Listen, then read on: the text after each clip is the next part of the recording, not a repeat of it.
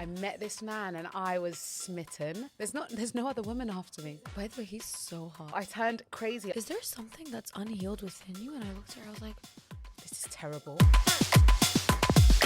Hi guys, and welcome to the Coffee Club. so yesterday I went to Miguel. Oh, how was The it? Miguel concert, it was crazy. So let me tell you something funny. Before I got there, you know, there's like a security line. Okay, yeah. I had like a box of Mentos gum, and they were like, no gum allowed. And she's like, you can take a few pieces and put it in your mouth. And I looked at her, I opened the box. You didn't? I dumped the whole thing in my bag and I gave her the box. I was like, all the security guards just looked at each other. They were like, what just happened? Wait, they said that you can't have the box or you can't have the Mentos? You just can't have gum. You can't take gum Why? into the actual. I don't know. Maybe I don't know. Who knows what? I people thought you was actually going to be crazy for a second. I thought you was going to say that you emptied it and poured it all in your mouth. I took some in my mouth. I poured the rest of my bag. I gave her the box, and she looked at me like. But why no, did you? I don't know. Oh, so they can't have it. I don't know. I don't know who can't have it, but the gum's in my bag. It's So sitting no at one bottom has of the my- gum. Nobody has. No, it's at the bottom of my bag. Oh, so you were allowed to take the gum, I mean, I wasn't, but I just dumped it all in. but they saw you put it in your bag. fine. Nadia, I have so many questions. Hi, Blue. How's it going? Hey, Blue. Oh my God, guys, no, that's another subject. Basically, whenever I meet someone, I'm really bad at remembering people's names. Okay. When they put their number in my phone, I'm like, oh, save your number. They never put their name. So I That's look at what they're weird. wearing and I just saved them as it. So there's this person, I've got two people saved in my phone as Blue. Blue. And then how do you know which one's which? I don't. You don't. I just hope for the best that I'm going to click on WhatsApp and their profile picture is going to come up and I'm like, oh, that's Blue 1 and you're Blue 2. How was Miguel? He was, by the way, he's so hot. Like, I was Miguel. expecting this, like, 50-year-old man. He was on stage, like, dancing, shaking his hips, like, looking at us. I was like, I'm upset. You want to laugh? So there was like a 15-year-old kid next to me, and he was Okay. recording, and Miguel was like, yeah, I don't know why I shouldn't come back to Dubai more often. I should be back in Dubai. Yeah. I was like, yeah, you should, baby. And I was like, and I look over, and this 12-year-old is laughing in my face. Like, He's like, Miguel's not looking at you, girl. you know when you're at a concert and you think that he's looking at you specifically? I was like doing my lipstick. I'm like, I know he's watching. I know Like, he's looking at me in the crowd. He was so good. His voice is incredible. Like, you know, there are just some performers that know how to perform, and that I was taken aback because honestly, I know his music, but I never thought of him as someone I would go and watch perform. Okay. He was such a performer. He's a good performer. And the dancing, like the way he moves, like Not he the is hips. the hip. His hips don't lie. And how old is he? I Like, think Miguel is like 43. No, let's he's Google it. so hot. How old is Miguel? He's and- 40. 40? And his name is not Miguel. You know he was singing in Spanish? Oh. I melted. His name's John Tell. John Tell Pimentel. John Tell Pimentel. Baby John Tell. Oh. This leads really well into our topic. Oh my gosh, it does lead really well into our Are topic. you actually ready for a healthy relationship? I mean, with Miguel. With Miguel, I think Nadia's really there. I feel like everyone feels like they're ready for a healthy relationship. Until you get into a relationship. How do you think you know when you're ready for a healthy relationship? You know, unfortunately, sometimes it takes like an unhealthy experience to have you look at yourself in the mirror and think like, oh my goodness, this happened for a reason. Was Yeah. there something unhealed within me that led me to having this unhealthy experience? Yeah. So I think that sometimes it takes a bad experience to realize there's something within you that needs work. Yeah. What people confuse is chemistry and compatibility. So when you meet someone and you're like, oh, the sparks are sparking, the and chemistry is there's something magnetic about them, but that doesn't mean you're compatible. If you said that to me like 5 years ago, I'd be like, what are you talking about? Compatibility and chemistry are the exact same thing, but they're completely different. True. So chemistry, it's like the love at first sight. It's like the Yeah, instant the sparks. It's like the fireworks. fireworks. It's the everything that you've been True. thinking of. Then the compatibility is, but is this going to last the long run? True, like the slow burn. Exactly. It's like the fireworks versus the slow burn. Honestly, like, I think you're right. We confuse that like fireworks feeling Yeah. with something that's like, oh, that's meant for me. Like Yeah. it was love at first sight. It was meant to be. But I always realized that, especially in my situation or in the situation of many of my friends, that instant like spark, as fast as you sparked, that's how fast it ends. Right? When you're in the talking phase with someone, you don't really get to know that person until like 6 months after you're talking. Whoa, I 6 read something. months? Yeah, I read something once somewhere and it said apparently 6 months is where people let down their guard. and that's when you really see what someone's like. And then I started thinking thought about it. it. Three. 3. Yeah, but then 3 feels very short. 3 is quick. I guess it depends how intense it is. Yeah, true. A lot of people say opposites attract, but I kind of don't agree with it.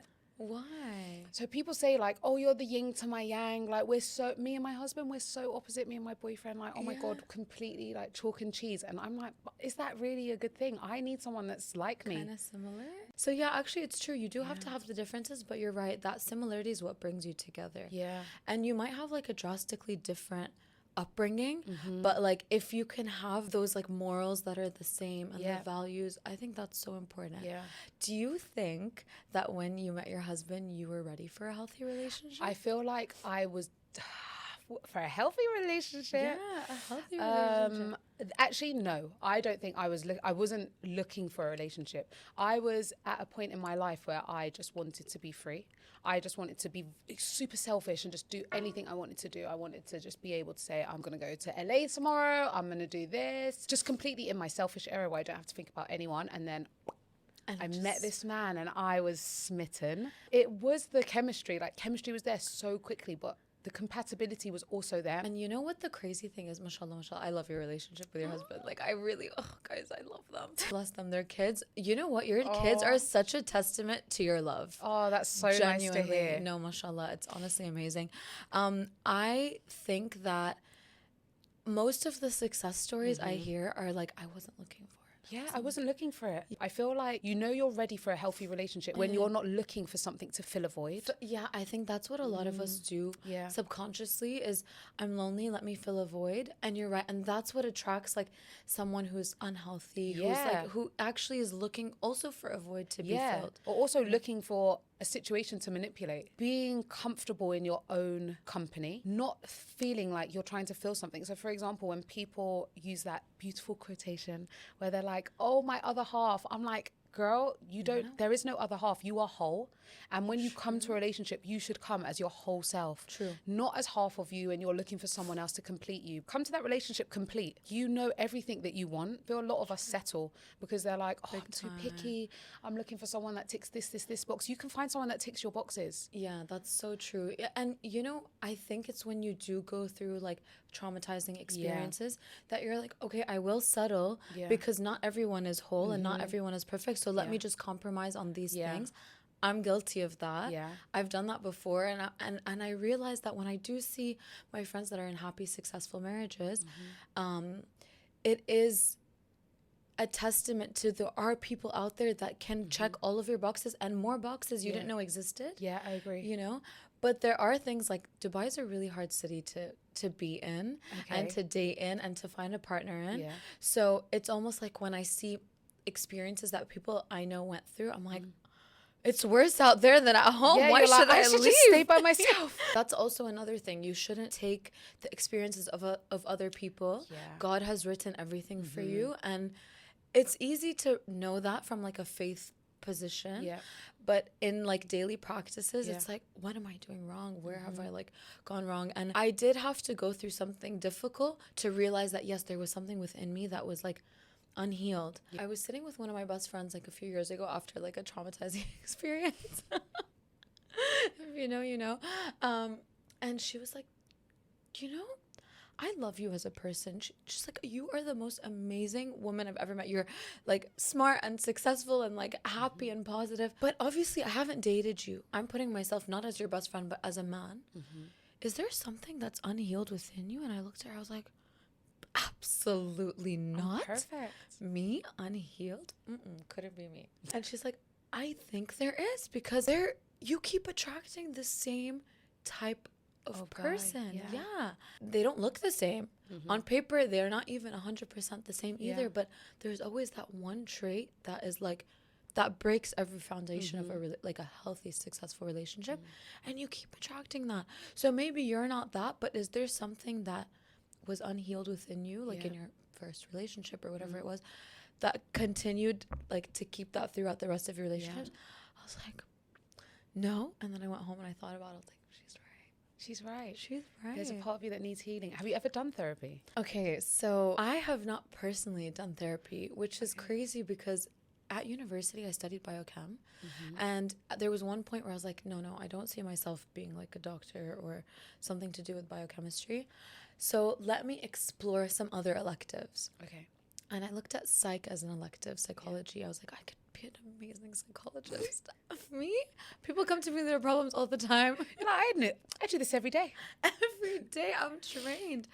So I ended up doing a 2-year-long internship essentially with one of the best psychologists in Montreal, Dr. Sid Miller. He is incredible. And what I loved about him is that he wasn't just like your typical psychologist. He wanted to go and do help heal mothers that like succumb to like drug addictions and like lost their children because of addictions and traumas and stuff like that. So he dealt with people that were truly, truly traumatized and damaged within, and he did wonders. I have look at these goosebumps on my arms. What was his name? Dr. Sid. Okay.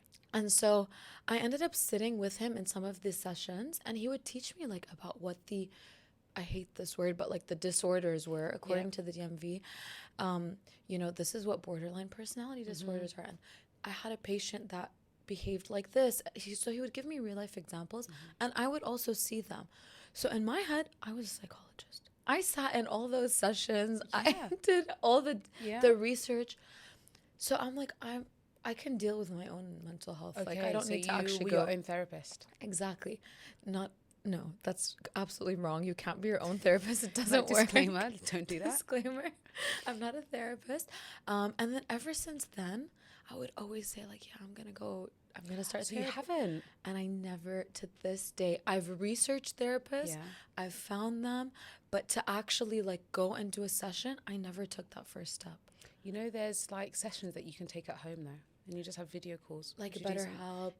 Would you do something like that? If they sponsor us, maybe. Hey, BetterHelp. How are you? How's it going? I'm so surprised you've never done therapy. Isn't that crazy? You seem very healed. I mean, I'm very healthy. Like, I feel like I've done a lot of self-work. Because, guys, you have to remember, you're just seeing Nadia, like, on this side. I see Nadia on, like, her unhinged days. And she's pretty healed. I feel like you are very self-aware of yourself. Yeah. And you take accountability. Yeah. And you're able to stand back and go, okay, no, I know I'm being crazy, but X, Y, Z is why. Yeah, this is like this thing led to. Yeah, you're not delusional. Yeah, I'm not. However, I'm a little bit naive. You're a bit naive. However, you're very self-aware, I would say. Yeah, it's just self-aware. I just need to practice a little bit, you know? Like put it into practice. I know, but do I act self-aware sometimes? No. Sometimes I do be. Do you think you're ready for a healthy relationship? I think I need a few more months. Okay. Yeah, I think I need a few more months because for me, the person that I'm with, khalas, that's my husband. Yeah. Like, you know, and actually that's a big issue that I've always had. It's like meeting someone and then I've khalas, we're married with 3 kids. Of course. I'm like, there's no other women after me. This is it. Have you had women before me? Absolutely. You've never looked at someone. It's only me.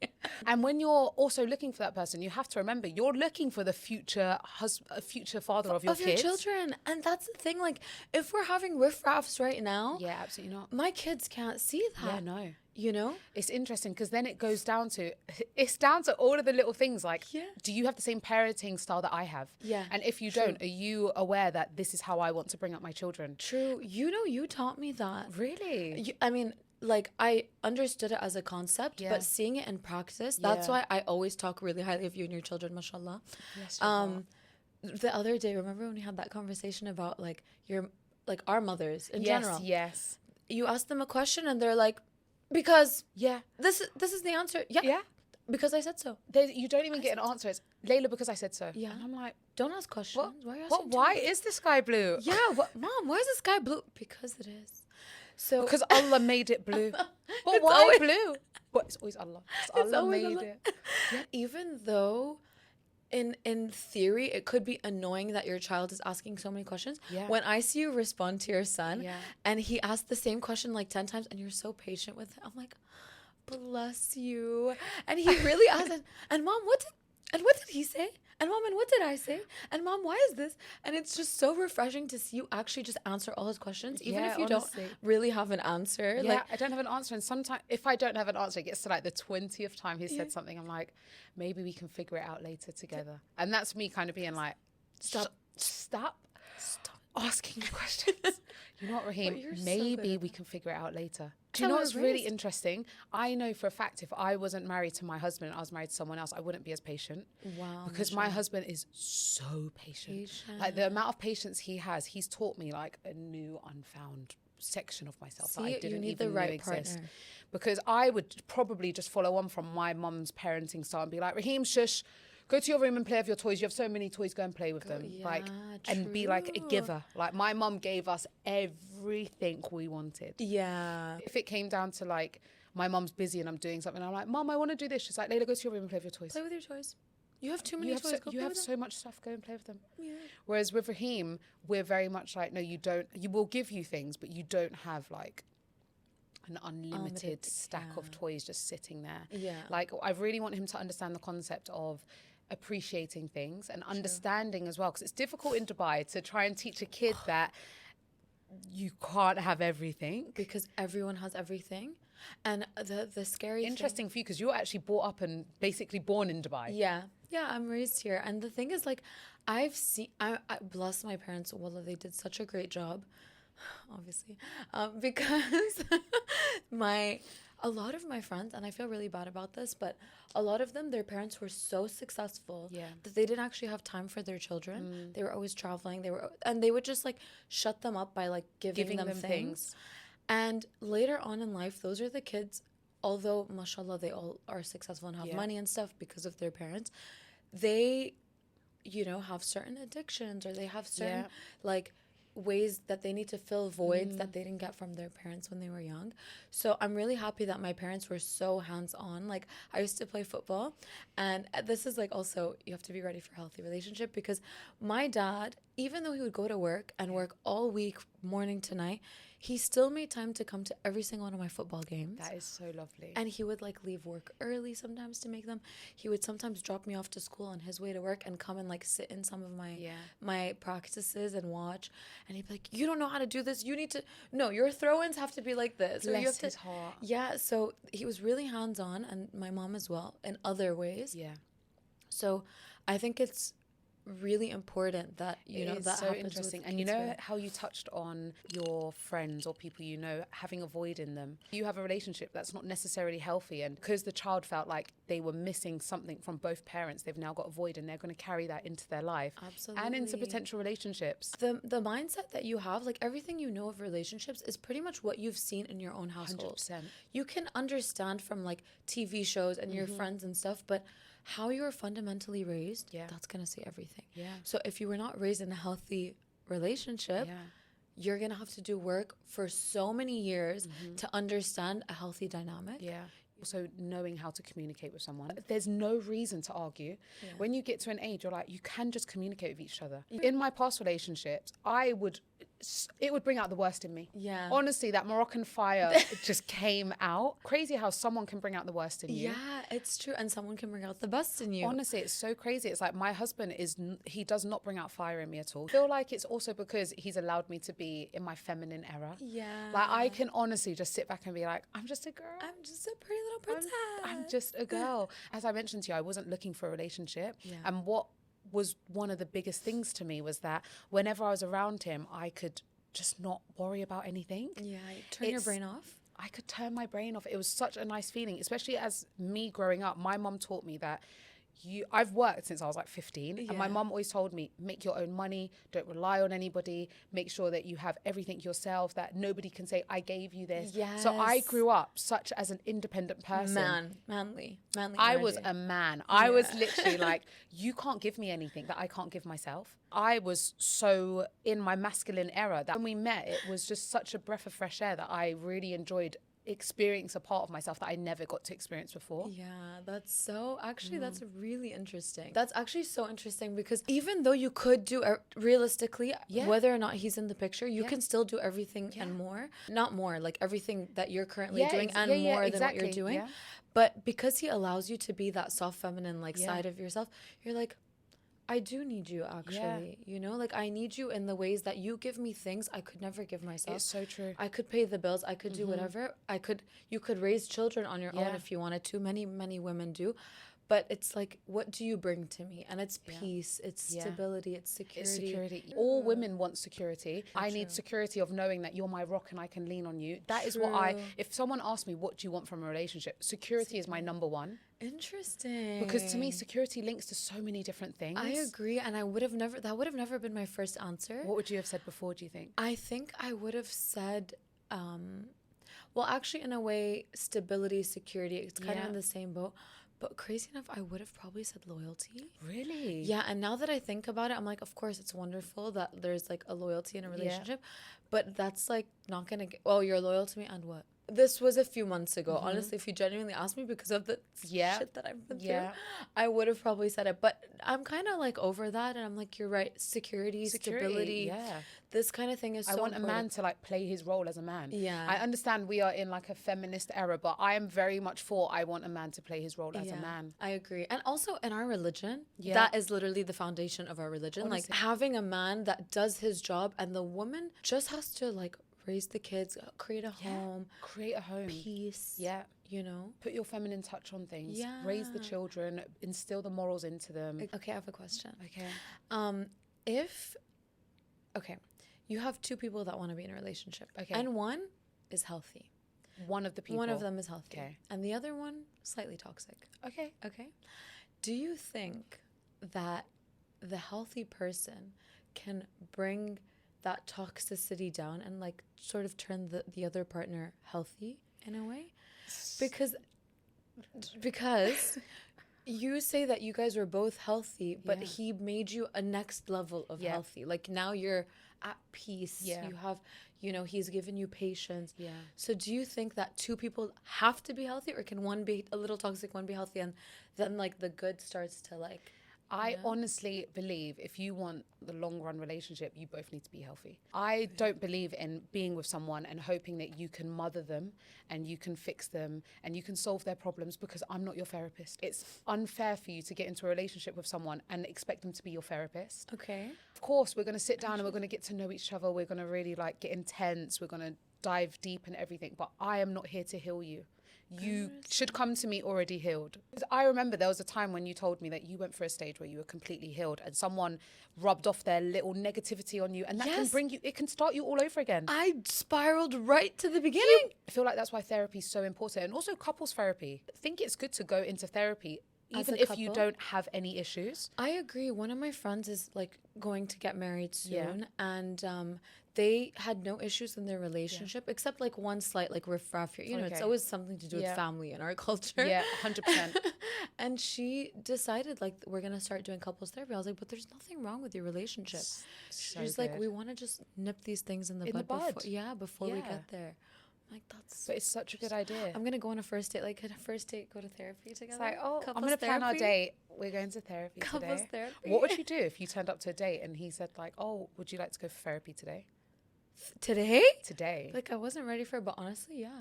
I think I would be impressed. I'd be like, oh, this is you're cute. So high function.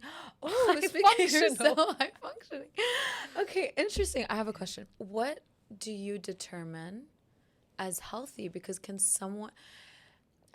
being healthy and being high functioning are two different things to me. So how do you define healthy? Because could someone be healthy or just like high functioning? So true. Yeah, like for me, I think I'm so high functioning. Like I think everything in my life I can just figure out. Like my work, I'll figure out, my friendships, my social life, my relationships, whatever. But then I look sometimes, I'm like, I'm so high functioning, but maybe I'm not super, super healthy. You know? So I feel like I can relate to you. I'm super high functioning. Yeah. And how I have to ground myself is by journaling. I find that that's something that really helps me. Because I'm honestly, I've got 2 kids. I know I said it before. I got 2 kids. I'm a mom. She's a mommy. I haven't got time to go and sit with a therapist every other day when there's something in my mind. I'm like, oh, I need to go and speak to someone about that. Right now. And I find that journaling is really good. Like, it grounds me so much. I've asked myself questions. Like, I'm someone that always feels like they need to be busy. Okay. And being busy is something that it drains me as well. My to-do list has to have like a million things on it. Otherwise, Wow. I don't feel like I'm being productive.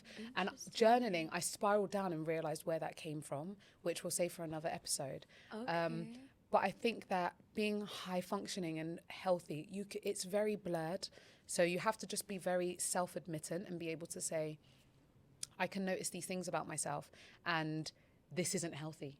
When you're journaling, you're literally just writing to yourself, so you can just be as open as you want to be. True. You're the only person looking at it. True. Yeah. You know, Have you ever journaled? I do journal. Yeah. This is the one thing that I actually do religiously. So I do like a morning journal every morning when I wake up. Really? Yeah. Wow. It's funny. I always used to post this on social media and I kind of stopped, but people used to tell me that it helped them as well. I don't do the typical, well, I used to like write how I'm feeling and these things, but I found that I started doing something called the 5-minute journal, and someone did I've this in heard about COVID. this. Yeah. And then I've been doing it for the last 5 years. Years? It's literally the same way I wake up and have coffee. I do this 5-minute journal, and it literally takes me 2 minutes. And what do you write? And I write for the first part of it is what I'm grateful for, and I write 3 things that I'm grateful for. Then the second part of it is what would make today great, and I write 3 things that would make today great. And the last part of it is daily affirmations. So the first part, what I'm grateful for, it reminds me like to put myself in check. Okay, I'm grateful for my health. I'm grateful for God, my family, like all the little things that we kind of just wake up and like forget about, but they're actually there. Yeah. And it's like saying alhamdulillah, like in Islam we always say alhamdulillah, alhamdulillah, alhamdulillah, because we have to remind ourselves to be grateful for what we have. The little things, our legs, our health, our, our eyes to be able to see. And then the second part, what would make today great, it's like my to-do list. I'm like, what would make today great? Record an episode. Record this content, edit this content. That's my to-do list. And the last part, daily affirmations. So I remember when I was like feeling like my ugliest self, like when I was like bloated and this and that, I would like counterintuitively write all the things that I hate about myself, but I'd say, I am beautiful, I'm skinny, I'm fit, so all the things I wanted to be, I would just write it as my daily affirmations, because I was like, I don't feel like it right now, but if I just delusionally like convince myself, it'll happen. Yeah. It's interesting. It's like there was this science experiment that I seen online, and there was a person, they had 2 jars of the exact same flour, and every day a man said positive things to one flour, and he said negative things to the other flour, and he put them in the exact same spot, and the one that he spoke positive to grew, and the other one didn't grow. It died. And I thought it was so interesting. Goosebumps from but it's literally whatever you pour, whatever you speak out to yourself, it really happens. It's so true. Actually, you reminded me, 2 days ago I saw this girl and she's not speaking. She's just looking at the camera like head on, and she's like, watch how my face turns when I speak positively internally and negatively. And her face is like, did not move. You saw this? And it was something about her. So basically she was sitting there and she wasn't saying a word. And in her mind, she's saying to herself, like, I love myself, I'm this, I'm this. And then she must have changed up the script and started saying, like, I'm ugly, I hate the way I look, I hate myself. Her whole face changed. It drained her. Yeah, her whole face, honestly, it just went. And I was like, no, I had to watch it 3 times. I watched it a few times because I was like, what's changing? I can't understand what's changing. But honestly, it's like her soul sunk. Yeah, that's the best way to put it. Literally, her soul sunk. So even if you don't say it out loud, or if you don't write it on paper, if you think it, it can change your whole demeanor. So if one of your daily affirmations is like, I'm going to find a healed man. I'm going to find a healed man. I'm just like, tall, dark and handsome. No.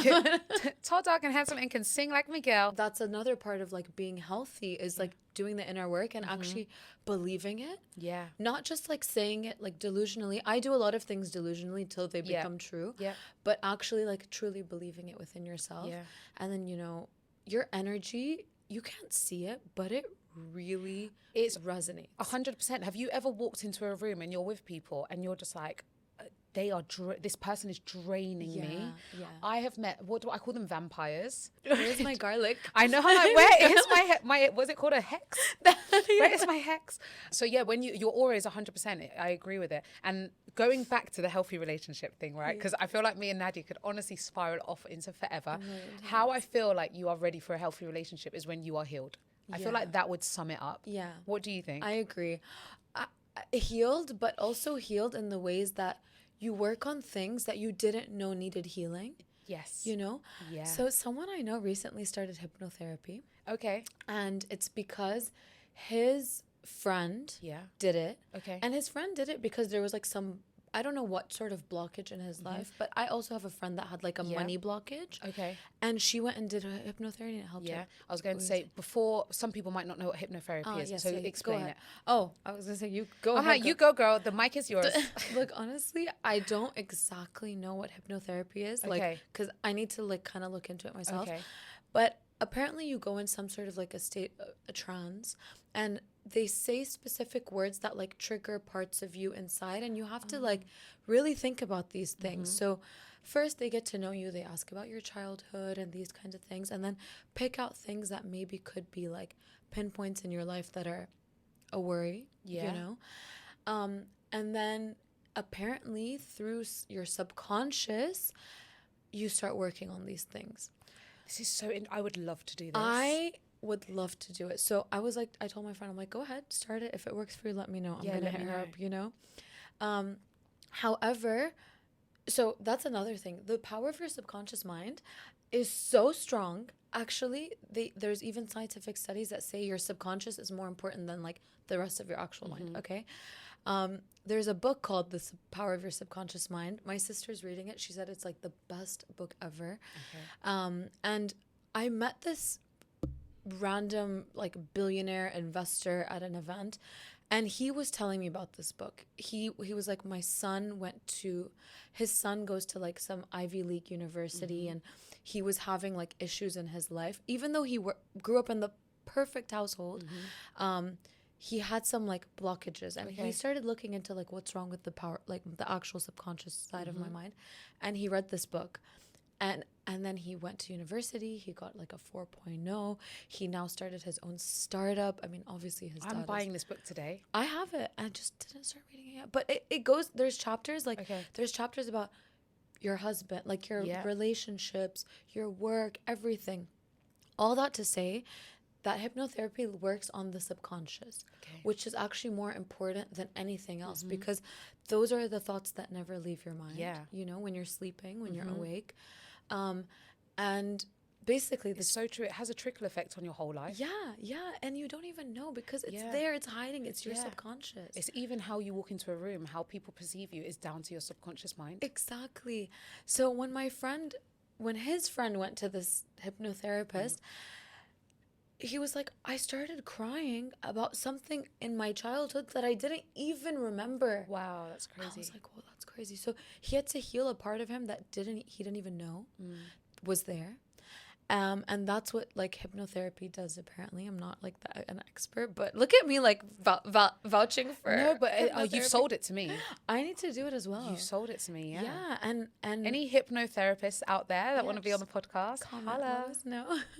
But yeah, it's really interesting that there are techniques to actually not only like therapy heals you, but like hypnotherapy can heal that subconscious that you've never even known was there. Apparently, you're literally in a trance. Really? I can't imagine it. Me neither. The only hypno something I've ever done is Hypnobirthing? Hypnobirthing. And I'm not gonna lie, honestly, guys, hypnobirthing is incredible. Highly recommend it. All my pregnant mamas out there, hypnobirthing. You said that that's the reason you didn't have like a painful birth. Guys, right? both of my births, I've had such good births that I would do it again. You know, you're the only person that's ever told me they had it. Yeah. You know, it's so crazy. I was sitting with my husband the other day, and I said to him randomly, I was looking at, because it was my son just turned 4. So I was looking at videos of him like when he was a baby. And I turned to my husband and I was like, you know, alhamdulillah, I've had such good births. I miss giving birth. And he looked at me and was like, pardon? That is And I was like, crazy. honestly, I really miss giving birth. Like, the whole experience is so beautiful. And he was just like, you are really good at giving birth. That was his response. Was, you are really good at giving birth. And I You're was a just great like, birth giver. okay, what a weird compliment, but I'll take it. But in my head, I was like, what does he reply back to me?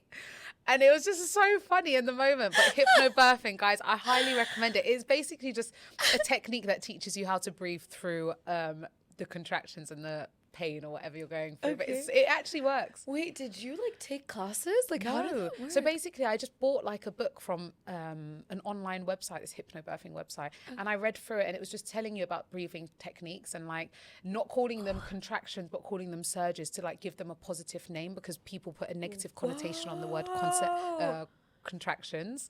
So it was just interesting. It was like basically exactly what you talk about, the subconscious. It's changing a negative into a positive, but not realizing that you're doing it. And instead of calling it my contractions come and it's really painful, you'd say, oh, the wave is really strong. It's like a strong wave Wow. of a surge or something like So- that. And it was all about being positive about the experience. Oh my god! You know It what? works, guys. Okay, I need to start having kids. Maybe I'm going to be a Wait, midwife. I want. Should I help you? I'll deliver your next I child. will deliver your child for you. That's so Yeah, interesting. it's really interesting. But this what did you call it? Therapy? Hypnotherapy. Yeah, it's I'm therapy. I really would love to do it. Yeah. Okay, let's do it. Let's do it. Let's actually do it. Next time we come here, we're gonna be hypnotized. Hypnotized. Earlier, you touched base and asked me whether, when I met my husband, whether I was ready for a relationship. I was ready for a healthy relationship, but I didn't want a relationship. But something that I've always done throughout my life, and now I've stopped it, alhamdulillah, because otherwise it would have been crazy, was I always avoided conflict. And I always avoided like having to explain myself to someone. And I think it spirals down to, I grew up in a Moroccan household where like if you argue, we are quite intense and it's like a little minor bicker with someone is going to turn up into a huge argument. So my whole thing is like, I can't be bothered to have this conversation with you, so I'm just going to avoid it completely. We would argue so much to a point where I'd be like, oh, just don't speak to you. Or like whatever you're saying to me, it got to a point in my life where I would just respond in my head and I would start talking to myself and just sort out the issue or whatever it is by myself without speaking to someone. And it was a very unhealthy trait for me to learn, because to unlearn it was extremely difficult, where I would expect, for example, if me and my husband had a disagreement about something, 5 minutes later I'd be like, oh yeah, so anyways we're going to do this, and he's like, what are you talking about? Can we touch on Yeah, that can we touch thing? on what we just had like an argument about? And I'm like, it's over now, like just get over Move it. on. And he's like, absolutely not, like what are you talking about? And it's something that I continue to do over and over again, and I didn't see it as a problem. I just seen it as like, oh, you're being dramatic, like just get over it, it's not even that big. And he's like, no, we need to touch on these things, because otherwise we're going to keep putting this under the carpet. You know, I used to be like that. Really? But now I'm like your husband. Now, Yeah. in a relationship, I'll be like, We have to talk wait, about can it. we talk about this thing? Yeah. And I never used to do that, but I didn't even think about When that. do you think that changed for you? I think it changed when I had to do the healing. Okay. Because I realized I was an avoidant. Okay, yeah, so Yeah. I was such an avoidant. Yeah. I just couldn't understand the point. I'm like, oh, it's something so small, let's just put it under the carpet. But that carpet is, when you keep putting stuff under the carpet, you're gonna fall.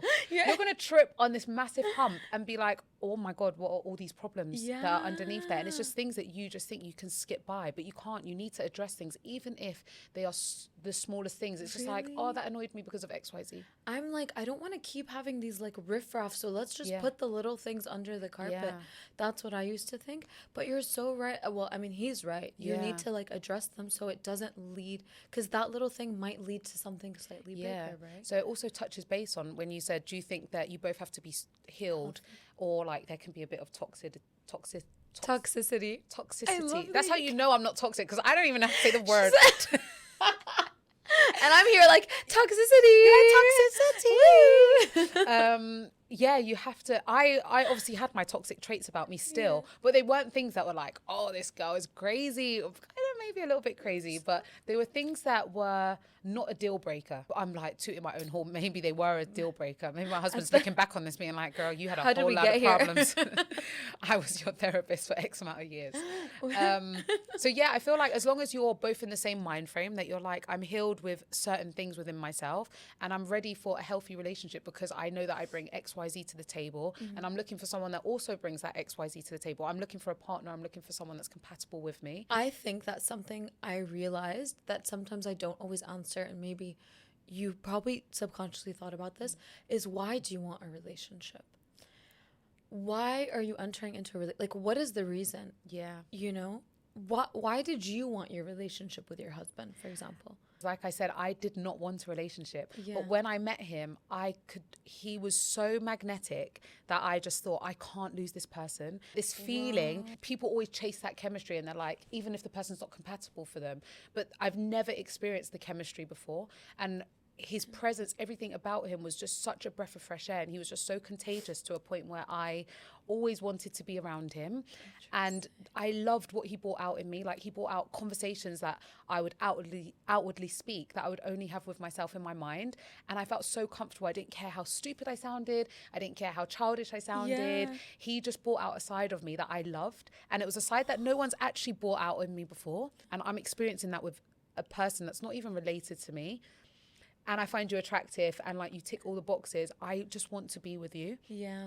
And I remember saying to myself, let's just see where it goes, because maybe this person's just meant to be a really good friend, or maybe they're just meant to be in your life to teach you something. Yeah, he's a lesson. Maybe. Yeah, I was like, maybe you're just a lesson, and God, Allah has just brought you into my life to just teach me something about myself. But I was like, I don't want you to leave, and let's just see how this goes. And it just continued to be just like a breath of fresh air, and continuing to learn more about myself. Yeah. And also brought out just a beautiful side to me that I didn't even know existed. Yeah.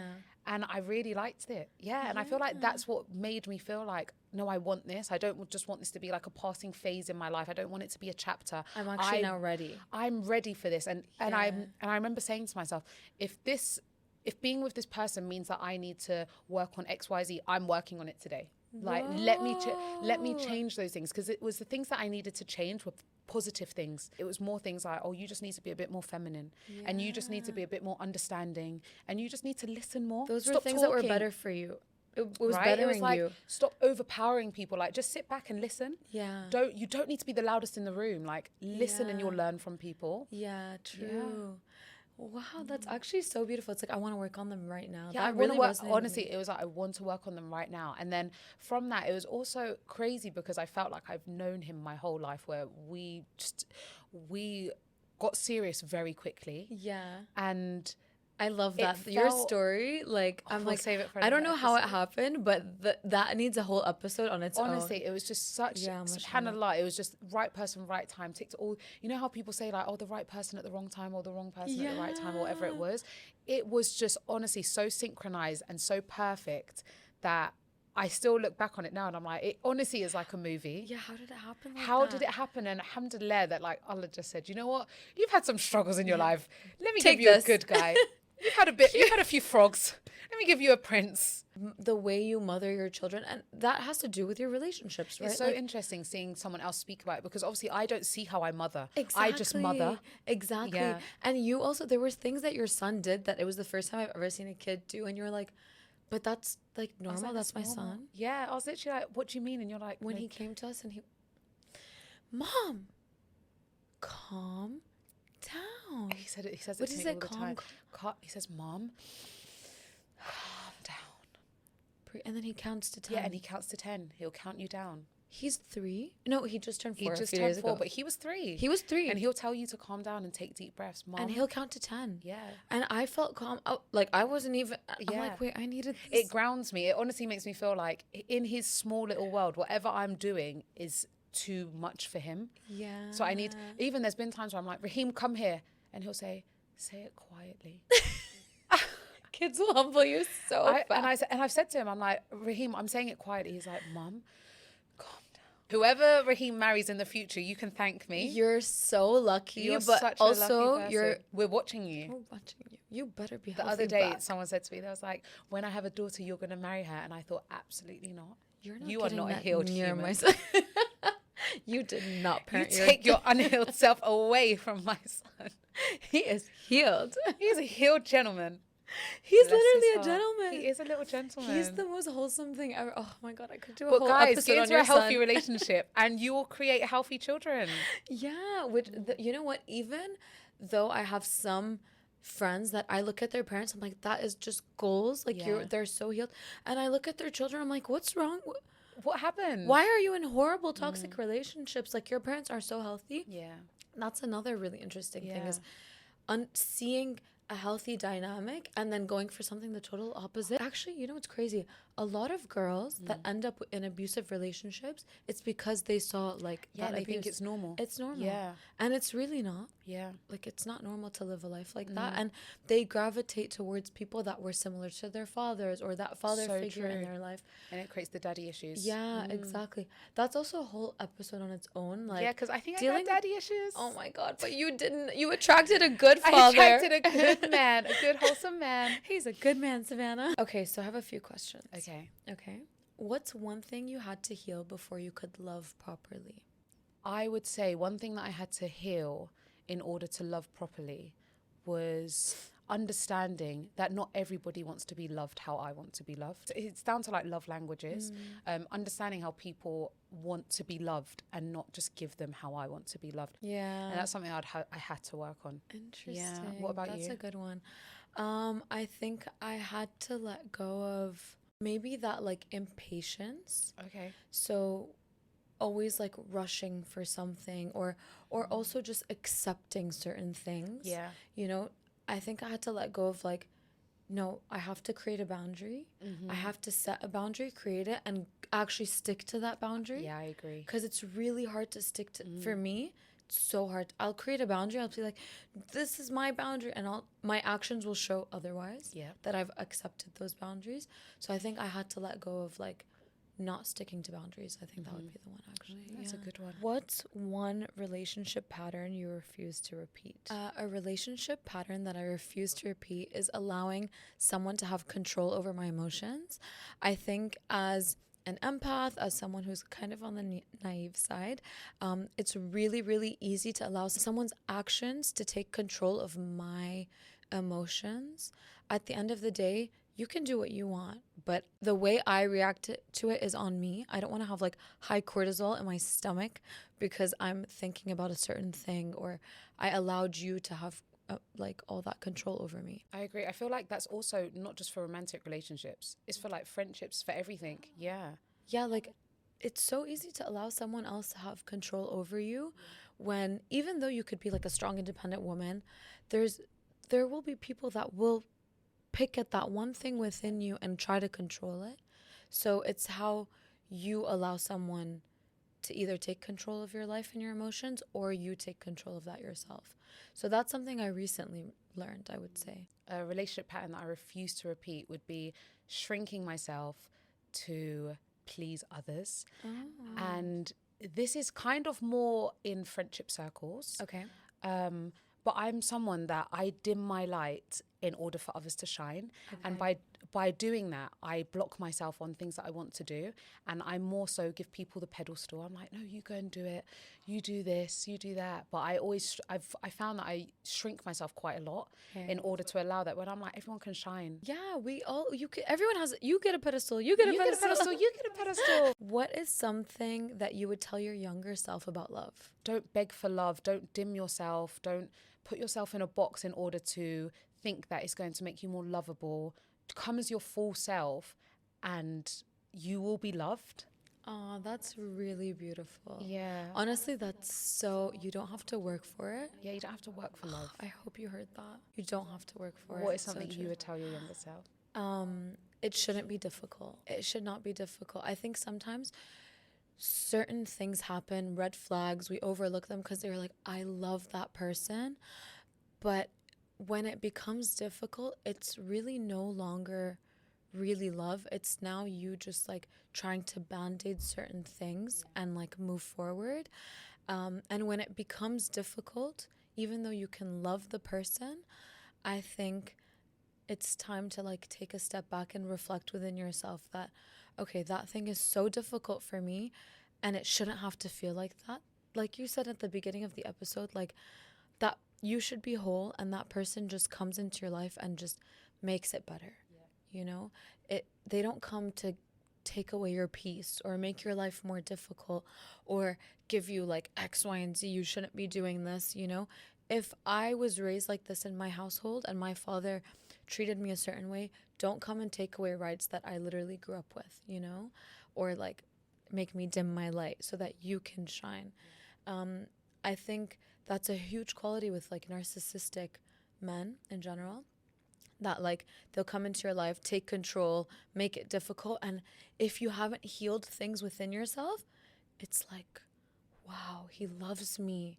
He wants to make me better, but really he's just dimming my light, you know? You know, it's so interesting that you said that, because growing up, watching movies, etc., we have been taught that love is difficult and love is hard. work And you need to for work it. for it. You need to work for love. You need to do this. It's intense. Yeah. It's hard. It's not a walk in the park, but love, it can be a walk in the park. Yeah.